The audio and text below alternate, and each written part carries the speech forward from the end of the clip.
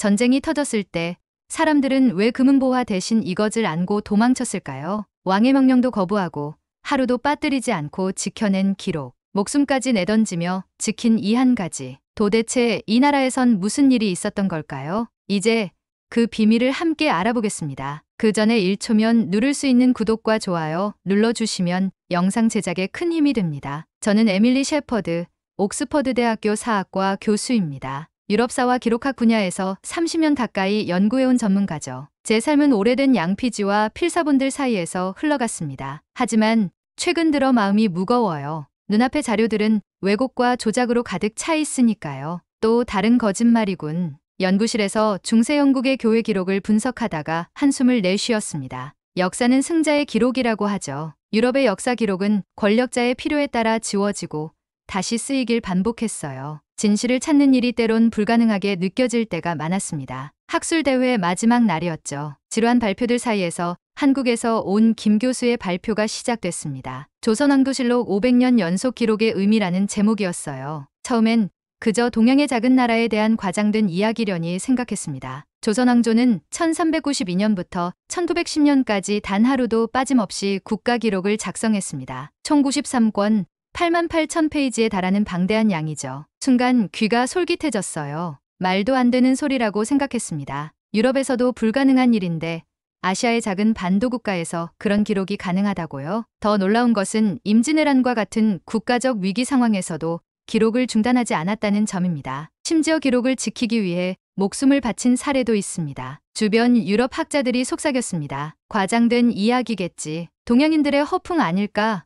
저도 그들과 같은 생각이었죠. 하지만 김 교수가 보여준 사진들은 충격적이었습니다. 동일한 형식, 동일한 방식으로 수백 년간 이어진 기록들. 모든 것이 체계적이고 방대했어요. 발표가 끝나고 김 교수에게 다가갔습니다. 정말 그런 기록이 존재한다면 직접 보고 싶네요. 김 교수는 미소를 지으며 말했어요. 언제든 한국에 오시면 직접 안내해 드리겠습니다. 말로만 들으면 믿기 힘들죠. 저도 처음엔 그랬으니까요. 그날 밤 호텔 방에서 인터넷 검색을 시작했습니다. 조선왕조실록, 한국 기록 문화. 검색 결과가 화면을 가득 채웠죠. 유네스코 세계기록유산으로 등재되어 있다는 사실도 확인했습니다. 하지만 여전히 의심이 가득했어요. 동아시아의 작은 나라에서 그런 놀라운 기록 시스템이 존재했다니 정말일까요? 다음 날 아침 김 교수에게 이메일을 보냈습니다. 한국 방문을 계획 중입니다. 그 놀라운 기록들을 직접 확인하고 싶네요. 답장은 빨리 왔어요. 환영합니다. 세계가 아직 주목하지 않은 한국의 기록 문화를 보여드리겠습니다. 항공권을 예약하며 생각했습니다. 아마 과장된 이야기겠지. 가서 확인해보면 실망할 게 뻔해. 하지만 내심 기대감도 있었죠.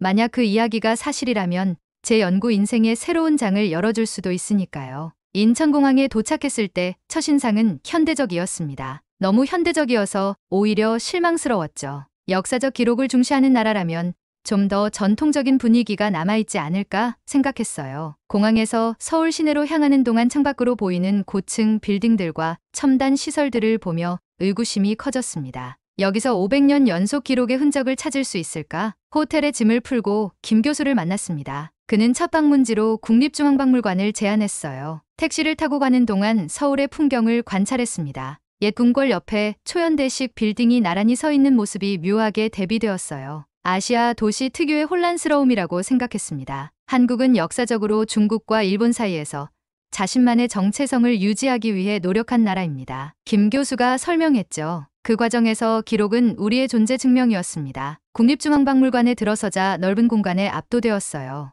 예상보다 훨씬 규모가 컸습니다. 규모만 큰 텅 빈 공간이겠지라는 생각도 잠시 실록 특별전시관으로 안내받았습니다. 이것이 조선왕조실록의 일부입니다. 두꺼운 실록 한 권이 눈앞에 있었어요. 붉은 비단 표지의 정교한 장정, 그리고 반듯한 글씨들. 서예의 작품처럼 아름다웠습니다. 하지만 더 놀라운 건 그 옆에 전시된 실록의 양이었어요. 끝없이 이어져 있었습니다.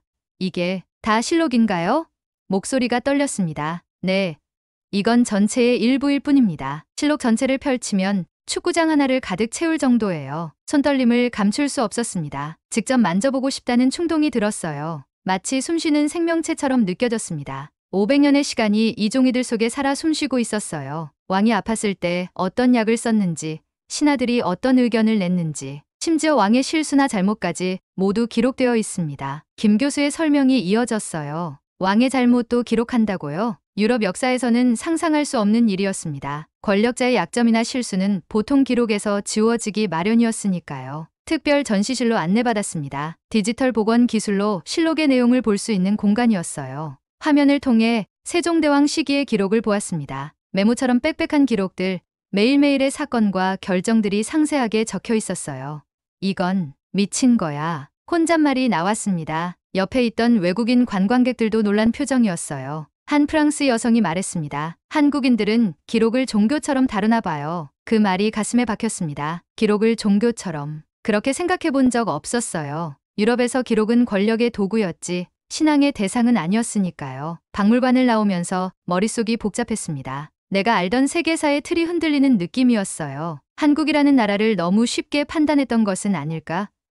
이 작은 나라가 인류 역사상 가장 완벽한 기록 시스템을 가지고 있다면 내가 배우고 가르쳐온 세계사는 얼마나 편향되어 있는 걸까? 다음 날 김 교수는 저를 전주로 데려갔습니다. 서울에서 KTX로 2시간 거리에 있는 도시였어요. 기차 안에서 김 교수는 임진왜란 한 당시 실록을 지켜낸 이야기를 들려주었습니다. 1592년 일본군이 조선을 침략했을 때 가장 먼저 한 일이 뭔지 아세요? 고개를 저었습니다. 조선의 역사 기록을 찾아 불태우는 것이었습니다. 민족의 정체성을 지우려는 시도였죠. 충격적인 이야기였어요. 역사 기록이 단순한 문서가 아니라 국가의 정체성과 직결된다는 관점이 생소했습니다. 김 교수는 계속 이야기했어요. 하지만 조선의 관리들과 승려들은 실록을 지키기 위해 목숨을 걸었습니다. 전쟁 중에도 실록을 등에 지고 산을 넘고 강을 건넜죠. 전주에 도착해서 우리는 조선왕조실록을 보관했던 전주사고의 흔적을 찾아갔습니다. 사고 직후는 역사를 보관하는 창고라는 의미라고 했어요. 지금은 작은 표지석만 남아있었지만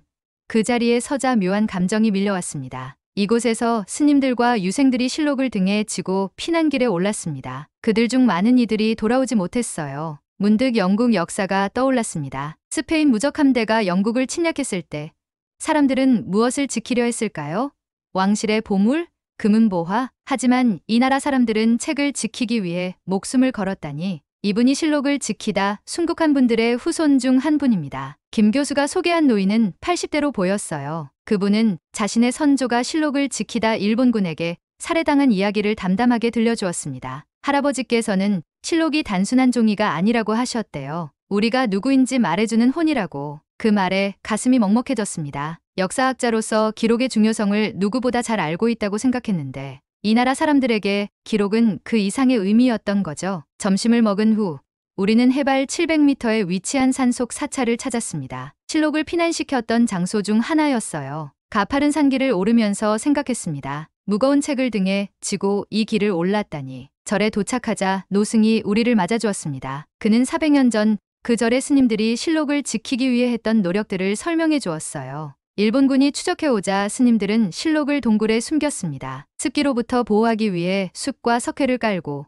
책 사이사이에 산초잎을 끼워 벌레를 막았죠. 중세시대에 그런 보존 기술이 있었다니 놀라웠습니다. 노승은 동굴로 우리를 안내했어요. 어둡고 습한 동굴 안에서 저는 400년 전 그 상황을 상상했습니다. 촛불 하나에 의지에 실록을 지키던 사람들의 절박함이 느껴지는 듯했어요. 동굴을 나오는 길에 김 교수가 말했습니다. 유럽에서는 전쟁 중에 무엇을 가장 먼저 지키려 했나요? 잠시 생각했습니다. 왕실의 보물, 금은보화, 예술품 같은 것들이었죠. 김 교수가 빙그레 웃었습니다. 우리는 책을 지켰어요. 그게 우리와 당신네 나라의 차이점일지도 모르겠네요. 그 말에 할 말을 잃었습니다. 돌아오는 기차 안에서 창밖을 바라보며 생각에 잠겼어요. 유럽의 역사를 공부하면서 문명의 기준을 서구적 관점에서만 보았던 제 자신이 부끄러워졌습니다. 이 작은 나라가 보여준 기록 문명은 제가 알던 어떤 역사적 사례보다 놀라웠으니까요. 서울로 돌아온 다음 날 김 교수는 저를 국가기록원으로 안내했습니다. 현대적인 건물 안에는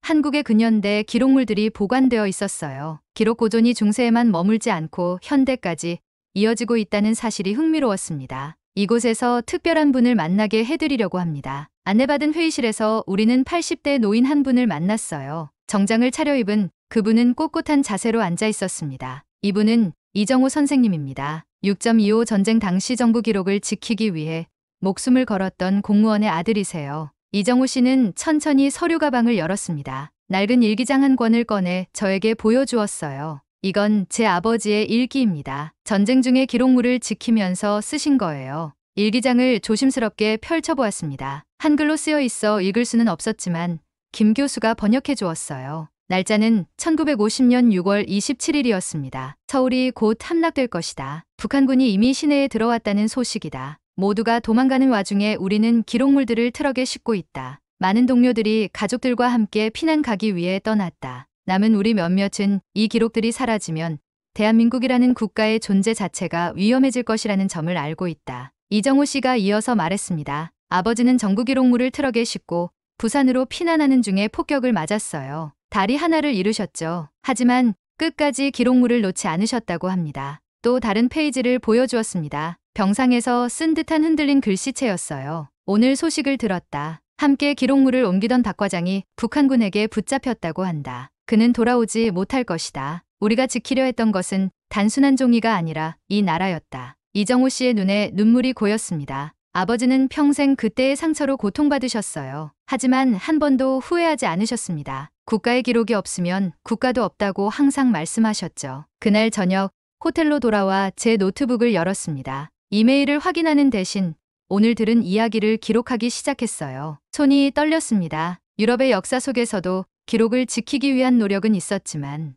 이렇게 개인의 목숨을 바치는 수준까지는 아니었어요. 창밖으로 서울의 밤 풍경을 바라보며 생각했습니다. 이 현대적인 도시 아래에는 수백 년간 이어진 기록의 DNA가 흐르고 있었어요. 고대부터 현대까지 이 나라 사람들에게 기록은 생존과 동의어였던 것이죠. 그날 밤 꿈에서 저는 기록물을 안고 도망치고 있었습니다. 누군가가 쫓아오는 느낌, 그리고 기록을 지켜야 한다는 절박함. 잠에서 깨어났을 때 이불은 땀으로 젖어 있었어요. 이 나라의 기록 정신이 제 무의식에까지 스며든 걸까요? 다음 일정은 경상남도 합천의 해인사였습니다. 김 교수는 팔만대단경을 보여주고 싶다고 했어요. 서울에서 고속버스를 타고 4시간, 다시 택시로 산속 깊은 절까지 들어가는 길은 쉽지 않았습니다. 하지만 그만한 가치가 있었어요. 해인사에 도착하자 먼저 눈에 들어온 것은 그 규모였습니다. 산중턱에 자리 잡은 거대한 사찰 단지, 그 안에 장경판전이라는 건물이 있었어요. 외관만 보면 평범한 목조 건물처럼 보였습니다. 이 건물 자체가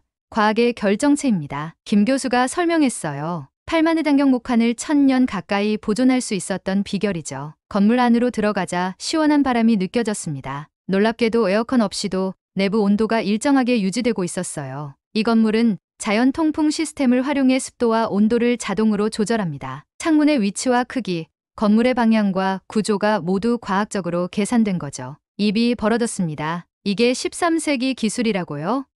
네. 현대 과학자들이 분석해보니 이 건물은 완벽한 보존 환경을 제공하고 있더군요. 습도는 항상 50에서 60% 사이를 유지하고 온도 변화도 최소화됩니다. 놀라움을 감출 수 없었습니다. 유럽에서도 그 시대에 이런 정교한 보존 기술은 없었어요. 장경판전 안에는 목판 수만 개가 정연하게 보관되어 있었습니다. 이 목판들은 고려시대에 만들어졌습니다. 몽골의 침입에 대응하기 위해 부처의 힘을 빌리고자 했죠. 8만여 장의 목판에 불경 전체를 새겼습니다. 한 목판을 자세히 살펴보았습니다. 놀랍도록 정교한 글자들, 마치 인쇄된 것처럼 균일했어요. 목판 하나를 만드는데 얼마나 걸렸나요? 처음부터 끝까지 약 45일이 걸렸습니다. 한 글자라도 틀리면 전체를 다시 만들었죠. 그 말에 충격을 받았습니다. 실수해도 고치지 않고 전부 새로 만들었다고요?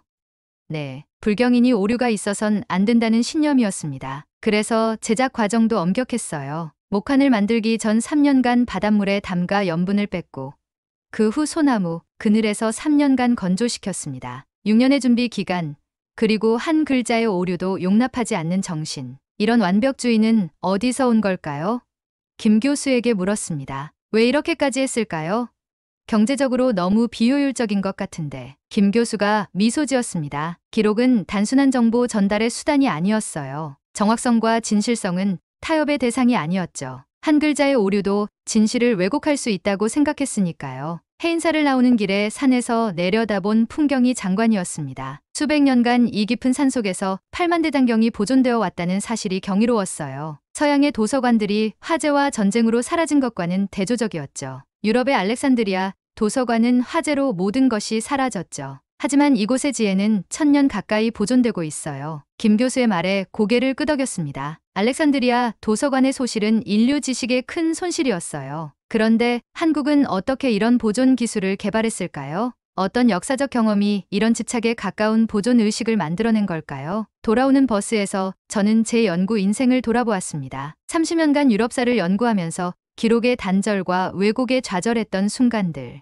한국이라는 나라는 그런 단절 없이 천년의 역사를 이어왔다는 사실이 부러웠어요. 한국 방문 6일째 김 교수는 저를 서울시 전자정보센터로 안내했습니다. 초현대식 건물 안에는 수많은 서버와 디지털 장비들이 있었어요. 한국의 전자정보 시스템에 대한 설명을 들으며 놀라움을 금치 못했습니다. 주민번호 하나로 모든 행정정보가 연결됩니다. 출생부터 사망까지 개인의 모든 기록이 디지털화되어 보존되고 있죠. 안내원이 스크린에서 시스템을 시연해 보여주었습니다. 클릭 몇 번으로 엄청난 양의 정보에 접근할 수 있었어요. 과거의 종이 문서들이 이제는 디지털 형태로 변환되어 있었습니다. 이런 시스템은 유럽에서도 쉽게 볼 수 없네요. 감탄하며 말했습니다. 한국인들에게 기록은 DNA와 같습니다. 김 교수가 설명했어요. 과거의 종이 문서에서 현대의 디지털 기록까지 변한 건 형태일 뿐 기록을 중시하는 정신은 그대로예요. 점심 식사 후 우리는 번화가로 나갔습니다. 젊은이들로 붐비는 거리에서 흥미로운 장면을 목격했어요.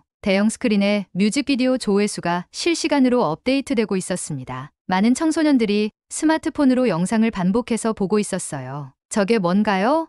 궁금해서 물었습니다. K-팝 팬들이 자기들이 좋아하는 가수의 뮤직비디오 조회수를 올리고 있는 겁니다. 스트리밍 인증이라고 해서 하루에 몇 번 봤는지 기록하고 인증하는 문화가 있거든요. 놀랍게도 팬들은 조회수라는 기록을 세우기 위해 적극적으로 참여하고 있었습니다. 어떤 소녀는 하루에 100번 이상 같은 영상을 본다고 했어요. 결국 기록에 대한 집착이네요. 웃으며 말했습니다. 맞아요. 우린 최초, 최고, 최대라는 기록에 민감합니다. 기네스북에 한국 관련 기록이 많은 이유이기도 하죠. 저녁에는 한강변의 공원을 걸었습니다. 그곳에서 수백 명의 사람들이 모여있는 모습을 봤어요. 스마트폰을 들고 무언가를 기록하고 있었습니다. 저분들은 뭘 하고 있는 거죠? 소셜미디어에 올릴 사진을 찍고 있어요. 인스타그램이나 블로그에 자신의 일상을 기록하는 문화가 강합니다. 한국인들은 자신의 모든 순간을 기록하고 공유하는 것을 좋아해요. 문득 깨달았습니다. 기록 문화는 형태만 바뀌었을 뿐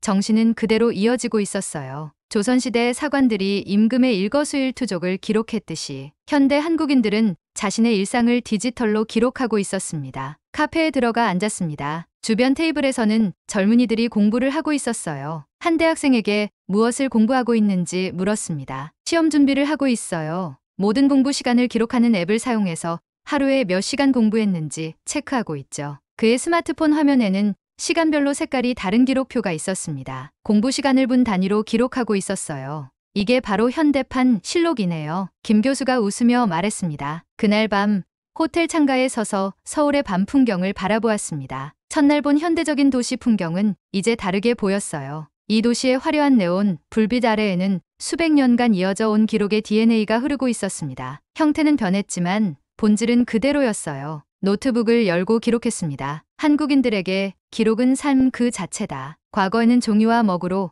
지금은 디지털 기기로. 기록하는 대상도 왕의 행적에서 개인의 일상으로 바뀌었지만 그 집요함과 열정은 변하지 않았다. 김 교수의 안내로 서울의 한 고등학교를 방문했습니다. 한국의 교육 현장에서 기록 문화가 어떻게 이어지고 있는지 보고 싶었어요. 학교에 도착하자 교장 선생님이 반갑게 맞아주셨습니다. 오늘은 3학년 역사 수업을 참관하실 거예요. 선생님께서 조선왕조실록에 대해 특별 수업을 준비하셨습니다. 교실로 들어가자 30여 명의 학생들이 자리에 앉아 있었어요. 모두 노트북이나 태블릿을 펼쳐놓고 있었습니다. 역사 선생님은 실록의 디지털 이미지를 스크린에 띄웠어요. 오늘은 특별한 손님과 함께 조선왕조실록의 의미에 대해 이야기해 보겠습니다. 수업이 시작되고 저는 학생들의 진지한 태도에 놀랐습니다. 유럽의 학생들이 역사 시간에 보이는 지루함이나 무관심이 없었어요. 그들은 열정적으로 질문하고 토론했습니다. 수업 중에 한 학생이 손을 들었어요. 실록은 단순한 역사 기록이 아니라 국가의 정체성을 지키는 방패였습니다. 기록이 나라를 지킨다고 생각해요. 그 말에 심장이 쿵 하고 뛰었습니다. 17살 소년의 입에서 나온 말이라고는 믿기지 않았어요. 유럽의 어떤 청소년이 역사 기록의 의미를 이렇게 깊이 이해할까요? 수업이 끝난 후 몇몇 학생들과 이야기할 기회가 있었습니다. 한 여학생이 다가와 물었어요. 교수님 나라에서는 역사를 어떻게 기록하나요? 우리처럼 매일 기록하나요? 그 질문에 잠시 당황했습니다. 유럽의 역사 기록은 대부분 파편적이고 특정 사건이나 인물 중심이었으니까요. 우리는 그렇게 체계적이진 않았어요. 많은 기록이 전쟁이나 화재로 사라졌고 남아있는 것도 왜곡된 경우가 많죠. 여학생은 놀란 표정을 지었습니다. 그럼 진실을 어떻게 알 수 있나요? 단순하면서도 날카로운 질문이었어요. 저도 30년간 그 질문의 답을 찾아왔으니까요. 또 다른 남학생이 다가왔습니다. 저는 나중에 사관처럼 살고 싶어요. 정확하고 공정하게 기록하는 사람이 되고 싶습니다. 그 소년의 눈빛에서 진심이 느껴졌습니다. 젊은이가 기록자를 꿈꾼다니 유럽에서는 상상할 수 없는 일이었어요. 눈시울이 뜨거워지는 것을 느꼈습니다. 학교를 나와 교정에서 점심을 먹는 학생들을 관찰했습니다. 그들 중 많은 수가 다이어리나 노트에 무언가를 적고 있었어요. 김 교수에게 물었습니다. 학생들이 뭘 기록하고 있는 거죠? 일기나 공부 계획을 적는 거예요. 한국 학생들은 어릴 때부터 일기 쓰는 습관을 길러요. 자신의 하루를 기록하는 거죠. 교정 한쪽에서는 노부부가 학교를 둘러보고 있었습니다. 김 교수가 그들에게 다가가 인사했어요. 잠시 대화를 나눈 후 김 교수가 저를 소개했습니다. 이분들은 이 학교 졸업생의 부모님이세요. 아들이 기자가 되어 전쟁 취재 중 사망했다고 합니다. 노부부는 슬픈 미소를 지으며 말했어요. 우리 아들은 진실을 기록하기 위해 위험한 곳에 갔습니다. 사관정신이라고 해야 할까요?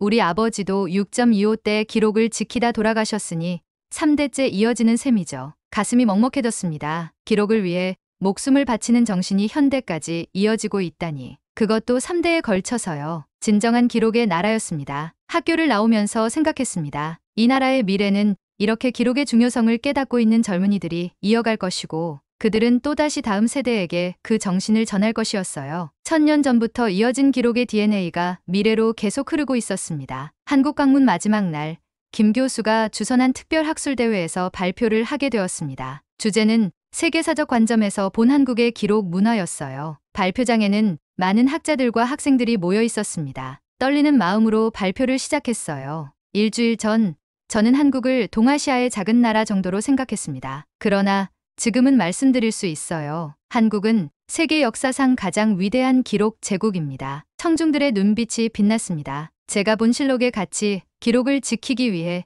목숨을 바친 사람들의 이야기, 그리고 현대까지 이어지는 기록 정신에 대해 열정적으로 말했어요. 유럽의 역사는 단절과 왜곡의 연속이었습니다. 하지만 한국은 500년이라는 긴 시간 동안 하루도 빠짐없이 기록을 이어왔어요. 이것은 인류 역사상 유례없는 일입니다. 발표 중간 감정이 북받쳐 목소리가 떨렸습니다. 눈물을 참지 못하고 잠시 발표를 중단했어요. 청중들은 조용히 기다려주었습니다. 죄송합니다. 제가 평생 연구해온 역사학자로서 이런 완벽한 기록 문화를 발견하는 것은 마치 천문학자가 새로운 별을 발견하는 것과 같은 감동입니다. 발표를 마치고 많은 질문을 받았습니다. 한 학생이 물었어요. 영국과 한국의 가장 큰 차이점은 무엇인가요? 잠시 생각한 후 대답했습니다. 영국은 해가 지지 않는 제국이었지만 한국은 진실이 사라지지 않는 나라였습니다. 우리가 영토를 확장하는 동안 한국은 정신의 영토를 지켜왔어요. 대답에 큰 박수가 터져 나왔습니다. 발표가 끝난 후 많은 사람들이 다가와 이야기를 나눴어요. 한 노 교수는 제 손을 꼭 잡고 말했습니다. 우리 역사가 이렇게 세계적 관점에서 평가받는 날이 올 줄 몰랐습니다. 감사합니다. 저녁에는 김 교수와 함께 송별회를 가졌습니다. 소주를 마시며 일주일간의 여정을 되돌아보았어요. 처음에는 당신이 한국의 기록 문화를 과장한다고 생각했어요. 하지만 이제는 알겠습니다. 오히려 모자라게 표현했던 거죠. 김 교수가 웃었습니다. 이제 옥스퍼드로 돌아가서 어떤 연구를 하실 건가요? 유럽 중심의 역사관을 완전히 재검토해야 할 것 같아요. 서구 역사학계가 간과해온 동아시아, 특히 한국의 기록 문화를 세계사적 맥락에서 재평가하는 작업이 필요합니다. 다음 날 아침, 공항으로 가는 차 안에서 창밖을 바라보았습니다. 일주일 전에는 그저 현대적인 도시로만 보였던 서울이 이제는 천년의 기록 정신이 살아 숨쉬는 곳으로 보였어요. 출국장에서 김 교수와 작별 인사를 나눴습니다. 한국은 저에게 새로운 역사적 시각을 선물했어요. 이 나라는 기록을 통해 자신의 정체성을 지켜왔고 그 과정에서 인류 역사상 가장 완벽한 기록 시스템을 만들어냈습니다. 비행기에 오르기 전 마지막으로 노트북을 열고 기록했습니다. 나는 과거를 연구하며 살아왔고 한국은 과거를 지키며 살아왔다. 나는 무너진 기록을 연구해왔고 한국은 무너지지 않은 기록을 품고 있었다. 이 나라는 세계 유일의 기록 제국이다. 그리고 이제 나는 이 놀라운 발견을 세계에 알릴 것이다. 창밖으로 서울의 풍경이 작아지는 것을 바라보며 생각했습니다. 이 작은 나라가 만들어낸 기록의 기적이 세계사에서 제대로 평가받는 날이 반드시 올 거예요. 그리고 저는 그 과정의 작은 역할이라도 하고 싶었습니다. 한국이라는 나라를 처음 방문했을 때의 선입견과 오만함이 부끄러워졌어요. 역사학자로서 수십 년간 쌓아온 지식과 믿음이 일주일 만에 완전히 바뀌다니. 하지만 이것이야말로 학문의 참된 의미가 아닐까요? 새로운 진실 앞에 겸손해지는 것. 비행기가 하늘로 솟아오르며 저는 마음속으로 다짐했습니다. 이 놀라운 기록의 나라, 그 정신을 세계에 알리는 것이 제 남은 학문 인생의 사명이 될 것입니다. 여러분은 이 이야기를 듣고 어떤 생각이 드셨나요? 여러분의 생각을 아래의 댓글에 남겨주세요. 그리고 감동적인 사연을 주변 사람들과 공유하고 함께 이야기 나눠보세요. 마지막으로 1초밖에 걸리지 않는 구독과 좋아요, 알림 설정은 영상 제작에 큰 힘이 됩니다.